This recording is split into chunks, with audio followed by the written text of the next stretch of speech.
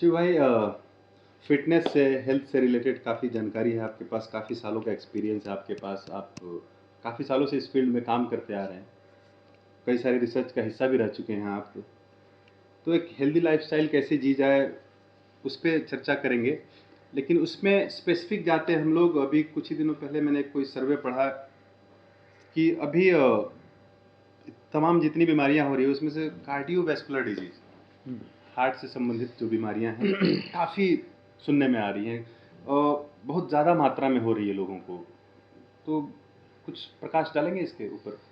हाँ, ये तो आपने सही कहा कि ये सबसे बड़ी प्रॉब्लम है इस समय की, और इस समय की नहीं, ये लास्ट 10 to 15 ईयर से आप जब काउंट करोगे ना, तो मिलियंस में इसके नंबर्स हैं कि इतने लोगों को हार्ट डिजीजेस हो रहे हैं।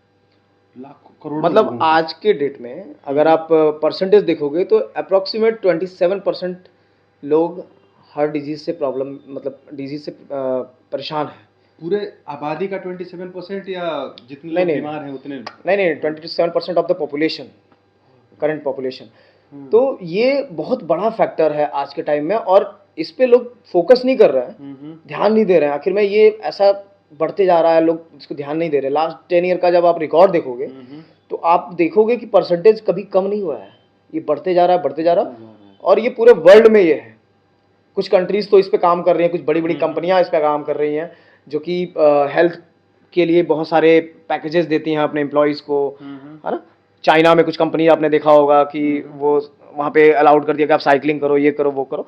तो ऐसा ऐसा बहुत सारी चीज़ें गवर्नमेंट कर रही है। बट इंडिया में, अगर हम इंडिया में हैं तो इंडिया की बात करेंगे कि इंडिया में भी इसके परसेंटेज बहुत हाई हो रहे हैं, बहुत ज़्यादा। कुछ एज ग्रुप है इसका, खास वर्ग में ये होता है या फिर किसी भी एज ग्रुप में ये चांसेस है होने के, या हो जाते हैं या हो रहे हैं?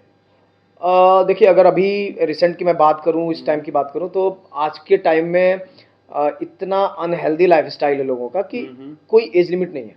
अच्छा। कम एज वालों को भी हो जा रहा है, कुछ कुछ परसेंटेज उसके भी हैं। और मेनली ये एक एज लिमिट है 45 प्लस, अगर मेंस है तो चांसेस हैं उसको होने के। एंड वुमेन्स के लिए अगर 55 के ऊपर जा रही हैं, 50 के ऊपर जा रही है, तो अब लगभग पैरेलल ही है, एक तरह से देखा जाए तो पैरेलल ही है। तो वो बहुत तेजी से हो रहा है। मेंस वुमेन्स में ज़्यादा किसको कम, मतलब महिलाओं को ज़्यादा हो रहा है या पुरुषों को ज़्यादा हो रहा है, ऐसा कुछ? देखिए, महिलाओं की संख्या थोड़ी कम है, पुरुषों की ज़्यादा है, क्योंकि पुरुष कॉन्टिन्यूसली काम कर रहे हैं, बाहर जा रहे हैं, और अनहेल्दी लाइफस्टाइल है, वर्कआउट नहीं है ना, खाना पीना डाइट प्रॉपर नहीं है, तो जिसकी वजह से मेंस को थोड़ा ज़्यादा है। महिलाओं को पहले बहुत कम था, अब थोड़ी सी संख्या बढ़ी है, बिकॉज वो भी वर्किंग वुमेन्स हो गई हैं, घर पे है ना, काम करना है, सोना है, तो कोई बॉडी वर्कआउट है नहीं, डाइट अच्छा है नहीं, बहुत सारे रीजंस हैं इसके पीछे, बहुत सारी टीवी देखना, हाँ, तमाम मोबाइल के सामने पड़े रहना, बहुत सारी रीजंस हैं इसके पीछे। क्या मतलब कारण क्या है बेसिकली, मतलब मेन अगर फैक्टर्स देखे जाएं जिसकी वजह से ये हो रहा है, क्या कुछ कुछ बताइए इसके बारे में? देखिए, मेन जो फैक्टर्स हैं, मैंने जैसे अभी अभी बोला कि सबसे बड़ा फैक्टर है अनहेल्दी लाइफस्टाइल। अब लाइफस्टाइल में बहुत सारी चीज़ें आती हैं। मीन्स आपका डेली रूटीन प्रॉपर वर्कआउट नहीं होना बॉडी का, आपका डाइट प्रॉपर नहीं होना, अच्छा। आप वर्क लोड इतना ज़्यादा है, आपका काम का इतना प्रेशर है कि आप इतना ज़्यादा स्ट्रेस ले रहे हो, है ना। ये सारे फैक्टर्स तो सबसे जो प्रीवियस फैक्टर यही है, मेन फैक्टर जिसको बोल सकते हैं, ये सबसे बड़ा फैक्टर है। इसके अलावा जो फैक्टर्स हैं वो आते हैं आपका स्मोकिंग, अच्छा, है ना, सेकंड हैंड स्मोकिंग, लाइक आप ऐसी जगह पे बैठ रहे हो, पैसिव स्मोकिंग, यस, मैं पी रहा हूँ, आप बगल में बैठे हो, आपको भी जा रहा है, तो वो भी कहीं ना कहीं जाके आपके लंग्स में जा रहा है, वो दिक्कत कर रहा है आपको। उसके अलावा ड्रिंकिंग, बैड डाइट जो बाहर हम लोग खा रहे हैं, अनहेल्दी फूड्स खा रहे हैं, जिससे हमारा जंक फूड खा रहे हैं, और वो बैड, उसकी वजह से क्या हो रहा है कि हमारे बॉडी में बैड कोलेस्ट्रॉल बन रहा है, बहुत सारा हम लोग फालतू का जो खा रहे हैं ना, वो सारा कहीं ना कहीं बॉडी के अंदर जाके इफेक्ट कर रहा है। तो ये बहुत सारे फैक्टर्स हैं इसके पीछे, और भी बहुत सारे फैक्टर्स हैं, कुछ जेनेटिक फैक्टर्स भी हैं। अच्छा, ये हेरिडिटरी भी हो सकता है? हाँ, लाइक कि अगर आपके दादा परदादा को हुआ है तो चांसेस हैं कि आपको भी हो सकते हैं, बट इसमें केसेस बहुत ज़्यादा नहीं है। तो ये दादा परदादा से ही, या फिर मतलब दादा परदादा को था, फादर को था तभी मेरे में आएगा? हाँ, या फादर को नहीं था फिर भी मेरे में आ सकता है क्योंकि दादा को था? मतलब वो है बाई फैमिली, किसी को आया, मान लीजिए आपको फादर को भी आया, अगर नहीं आया तो शायद हो सकता है नहीं आया है, लेकिन आपको आ जाए। अच्छा। क्योंकि वो जेनेटिकली आ रहा है। लेकिन वो केस ये भी है कि नहीं भी आ सकता है। अच्छा। तो चांसेस ये भी होते हैं, बट इसके परसेंटेज थोड़े कम है। अगर आप लाइफस्टाइल अच्छा हो, आपका हेल्दी डाइट हो, आपका सब कुछ वर्कआउट हो, आप प्रॉपर रूटीन से हो, तो चांसेस थोड़े कम है इसके होने के। बट मेनली जो था कि आपका dietary and all workouts and smokings, ये सारे बहुत खतरनाक फैक्टर्स हैं। इसके अलावा कुछ और भी हैं, जैसे कि आपकी जो अदर बॉडी के अंदर बीमारी हो रही है, लाइक शुगर एंड ऑल, तो उसकी वजह से भी ये वो बिल्डअप हो जाता है। अच्छा। हाँ। कोई और बीमारियां जो हैं वो भी कारण बन सकती हैं बन इसका? सकती हैं, ऑब्वियसली बन सकती हैं। लाइक शुगर की जिसकी प्रॉब्लम है, तो शुगर में क्या है कि बॉडी के अंदर इंसुलिन बनना बंद हो जाता है। तो वो क्या करेगा कि ब्लड को डार्क करेगा, ब्लड को गाढ़ा कर देगा, है ना, और वो वेसल्स में आपके जाएगा नहीं, तो वो कहीं ना कहीं जो है जाके क्लॉट करेगा एंड देन हार्ट अटैक की संभावना उससे बढ़ जाएगी। शिव भाई, ये जो आजकल मतलब कई समाचार देखे हमने, न्यूज़ देखे, जिसमें पता चला कि वर्कआउट करते करते जिम में किसी को अटैक आ गया। ये घटना कैसे? मतलब वो तो रेगुलर एक्सरसाइज में है, वर्कआउट में है, शायद मतलब होगा, लेकिन वर्कआउट करने दौरान उसको अटैक आ गया। देखिए, इसमें सबसे बड़ा जो मुद्दा ये है कि अभी इस पे हम लोग डिस्कस करेंगे कि आखिर में ये पता उसको नहीं चला और कैसे हो गया।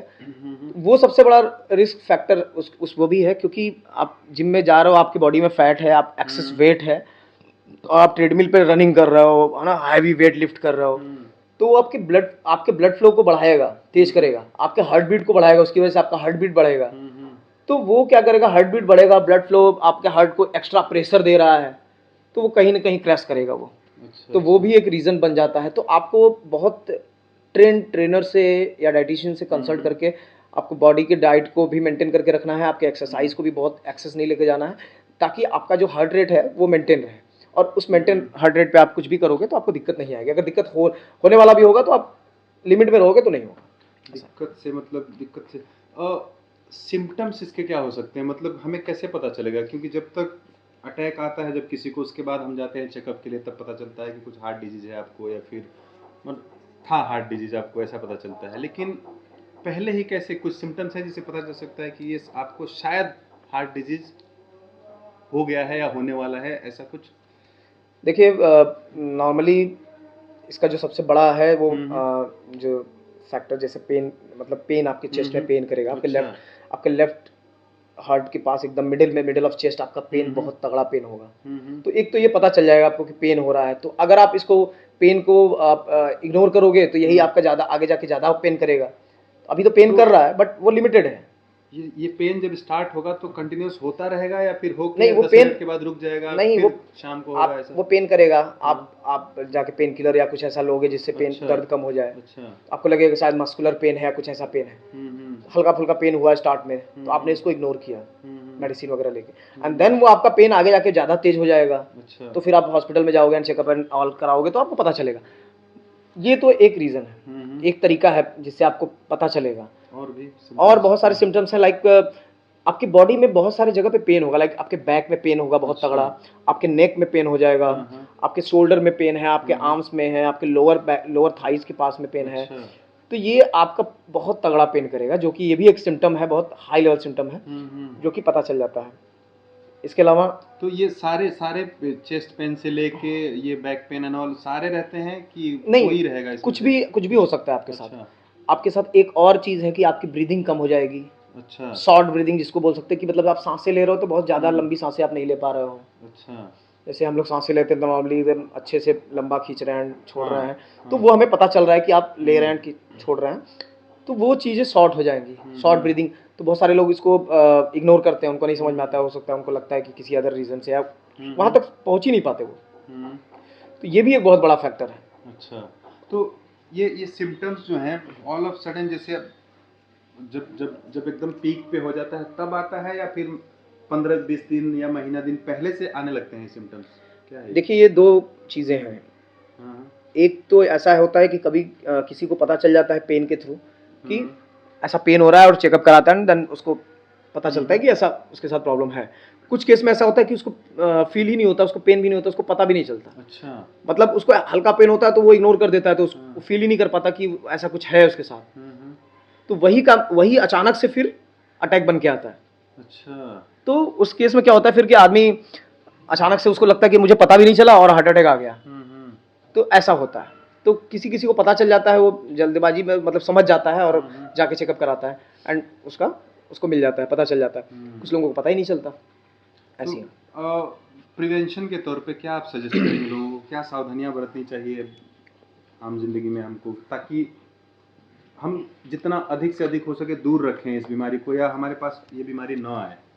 क्या सजेस्ट करेंगे? देखिए, मैं तो सबसे पहले यही कहूँगा कि सबसे पहले इंसान का एक हेल्दी लाइफस्टाइल होना चाहिए।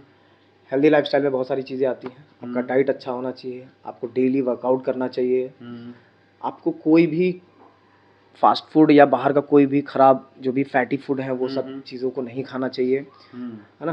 तो ये सारे तो सबसे पहले आपको डेली रूटीन में आपको फॉलो करना चाहिए, जो कि स्मोकिंग एकदम नहीं, कोई ड्रिंकिंग, स्मोकिंग, ये सारी चीज़ें बहुत ख़तरनाक हैं आपके हार्ट के लिए, आपके बॉडी के लिए, सब चीज़ के लिए आपके लिए बहुत ख़तरनाक है।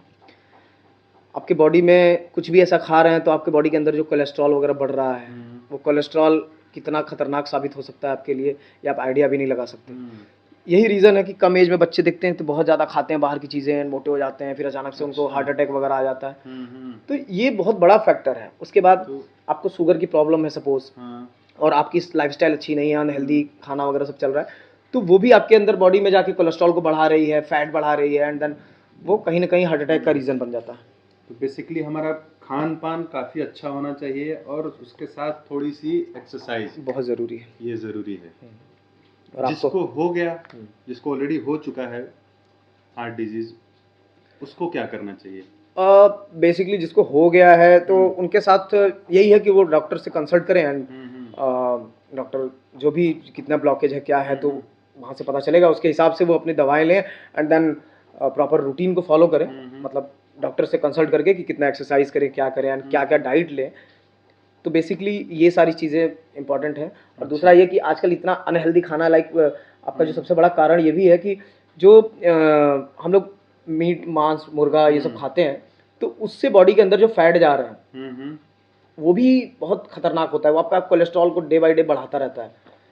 तो वो भी आप बिल्कुल बंद करें, कोशिश करें कि आप हरी सब्जियां खाएं, वेजिटेबल्स में रहें। हाँ, मतलब ये सारी चीज़ें आप अपने बॉडी को दें। अच्छा, स्मोकिंग एंड ड्रिंकिंग की बात करें तो उसे अचानक से मेरे दिमाग में एक बात क्लिक करी। मेरा एक दोस्त है जिसने फार्मा किया हुआ है, अच्छा, और सिगरेट बहुत पीता है। तो मैंने ऐसे ही पूछा कि भाई क्यों पीते हो यार इतना सिगरेट? तो बोला कि भाई तेरे को पता नहीं है, सिगरेट पीने से ब्लड सर्कुलेशन बढ़ता है, इससे हार्ट डिजीज कम होते हैं, अटैक्स एंड ऑल नहीं आते हैं। ये सच है। हालांकि मैं जानता हूँ कि स्मोकिंग कहीं से भी फायदेमंद नहीं है, बट आपसे पूछना चाहता हूँ कि ब्लड सर्कुलेशन या मतलब हार्ट डिजीज से संबंधित अगर बात कर रहे हैं हम लोग, तो ये बेनिफिशियल है क्या, हेल्प करता है क्या इसमें? बेसिकली देखिए, अभी जैसे मैंने कहा कि आपके ब्लड प्रेशर को बहुत कंट्रोल में रखना है, ब्लड प्रेशर आपका बढ़ना नहीं चाहिए, जो एक रीज़न बन सकता है आपका हार्ट अटैक का। तो आप जब स्मोकिंग कर रहे हो तो वो आपके ब्लड प्रेशर को बढ़ा रहा है, जबकि उन्होंने ही बोला कि ब्लड प्रेशर बढ़ रहा है। तो ब्लड प्रेशर जब आपका बढ़ेगा तो आपका लेफ्ट वेंट्रिकल साइड जो है आपका, मतलब 4 इसमें ब्लॉक होते हैं हार्ट में, है ना, left auricle, right auricle, left ventricle and right. तो लेफ्ट वेंट्रिकल जो आपका हार्ट का पार्ट है वो क्या करेगा, ब्लड प्रेशर की वजह से एक्सेस ब्लड फ्लो करने लगेगा। अच्छा। अब ज्यादा फ्लो करेगा, हार्ट को ज्यादा वर्क करने के लिए, वर्क हार्ड करने के लिए उसको प्रेशर देगा, तो कहीं ना कहीं से तो डैमेज करेगा, उसकी साइज बढ़ जाएगी और वो स्ट्रोक का कारण बनेगा। उस पर प्रेशर ज्यादा आ रहा है तो वो स्ट्रोक का कारण बनेगा। तो कहीं से फायदेमंद तो नहीं है। उनको बताइए कि वो बिल्कुल गलत है। स्मोकिंग कहीं से भी फायदेमंद नहीं है हार्ट पेशेंट के लिए, तो प्लीज इसको अवॉइड करें। बहुत ज़्यादा खतरनाक है स्मोकिंग, धुआं सबसे खतरनाक है। बहुत बहुत शुक्रिया शिव भाई अपना एक्सपीरियंस शेयर करने के लिए। नहीं, इसके पहले मैं एक चीज़ और कहूँगा आपसे। बिल्कुल बोलिए। कि देखिए, हार्ट के बारे में तो हम सबको नॉलेज रखना चाहिए कि क्या करना चाहिए, क्या नहीं करना चाहिए, ये तो नॉलेज आपको बहुत ज़रूरी है। इसके साथ साथ मैं ये कहूँगा कि CPR की ट्रेनिंग सबको करनी चाहिए। अच्छा, थोड़ा सा हाँ CPR को। अब बेसिकली CPR आप जब देखोगे, CPR के बहुत सारे क्लासेस चलते हैं। मैं भी एक NGO से जुड़ा हुआ हूँ और उस NGO का नाम है बृहस्पति फाउंडेशन। देखा है मैंने। तो हम लोग बहुत सारे ऐसे जगह जगह कैंप लगाते हैं, बड़ी बड़ी संस्थाओं में कैंप लगाते हैं, जिसमें हम CPR ट्रेनिंग के बारे में लोगों को बताते हैं। CPR ट्रेनिंग होती क्या है और CPR ट्रेनिंग में क्या क्या प्रोसेस होता है। तो CPR का नॉलेज सबको होना चाहिए। तो हम सबको ये CPR का नॉलेज लेने के लिए हमें जरूर क्लासेस लेने चाहिए। उससे क्या कर सकते हैं कि जब हार्ट अटैक आता है ना, तो हार्ट अटैक आने के बाद अप्रोक्सीमेटली 10 मिनट्स, मैंने जहां कहीं पढ़ा हुआ है कि 10 मिनट्स के आसपास में आप किसी इंसान को बचा सकते हो। जनरली मतलब लोगों वो, को पता ही नहीं चलता कि किसी को हाँ, अटैक आया है या क्या हुआ, सोचते सोचते में 10 मिनट निकल जाते हैं। तो हाँ, हाँ। तो बेसिकली अगर समझ में आ जा रहा है कि आपको आदमी गिर गया है, सांसें नहीं आ रही हैं, तो तुरंत उसको पहले सबसे पहला काम करो, ब्रीदिंग, जो मुंह में उसके सांसें दो, हाँ। और ना ऑक्सीजन फ्लो करो, उसके चेस्ट पे प्रेस करो कि उसका ब्लड फ्लो रुकने ना पाए, ब्लड फ्लो, और ये प्रोसेस करते करते वो हॉस्पिटल पहुंच जाएगा और उसकी जान बच सकती है। प्रेस करने से हार्ट पंप करना शायद यस, शुरू कर दे। पंप पंप के लिए ही बेसिकली, क्योंकि हम हॉस्पिटल जाने के बीच में जो गैप है ना, उसी गैप में डेथ होता है। तो हम इस डेथ के रेशियो को कम कर सकते हैं पंप करके एंड फ्लो, मुंह से एयर फ्लो करके, ऑक्सीजन देके। अच्छा। तो ये प्रोसेस आप सबको सीखना चाहिए और सबको इस पे जानकारी लेनी चाहिए, और कहीं भी किसी के साथ ऐसा हो रहा है तो उसको जरूर बिना किसी लास्ट सम के, मानवता के लिए, उसको तुरंत उसके साथ बिल्कुल। सीपीआर ट्रेनिंग करके, सीपीआर के साथ, सीपीआर उसके साथ करके उसको बचाना चाहिए। तो यही है, बहुत इंपॉर्टेंट है।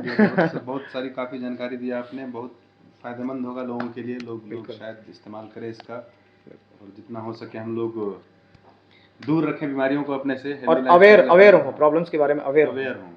करेक्ट। बहुत शुक्रिया, बहुत बढ़िया लगा आपसे बात करके, बहुत बहुत अरे धन्यवाद thank you so much, thank अनुभव यू, शेयर करने के लिए। Thank you.